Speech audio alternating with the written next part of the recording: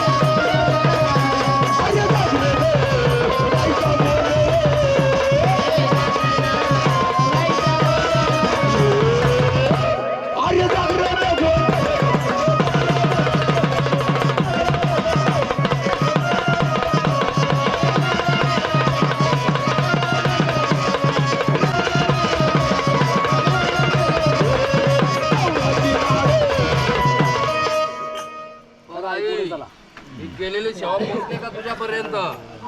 हा आनंद आहे ना? मग तुझा आनंद तसा या जाधव परिवाराचा आनंद झाला पाहिजे. त्यांची इडापिडा दूर झाली पाहिजे. होणार काय? बोल आई भवानी माते की जय. एअरपोर्ट एअरपोर्ट जय मल्हार.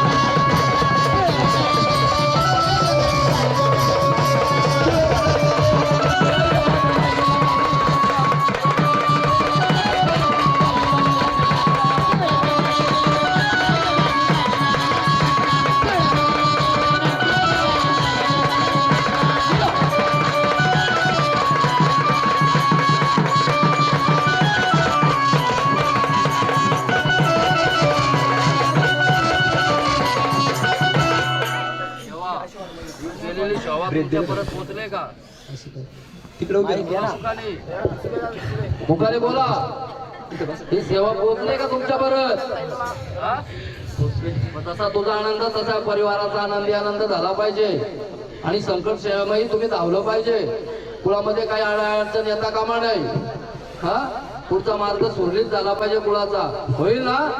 जे तुझ्या नावाचा भांडारा उचलून दे आणि मोकळा कर झाडाला. चल घ्या गाणं घ्या.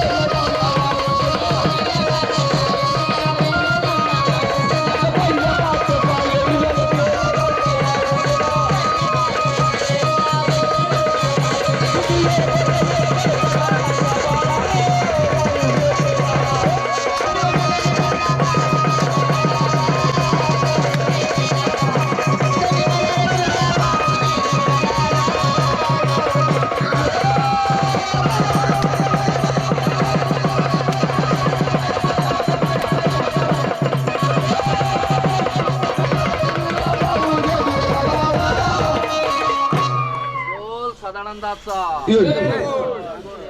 जय मल्हार. महाराज की कोणी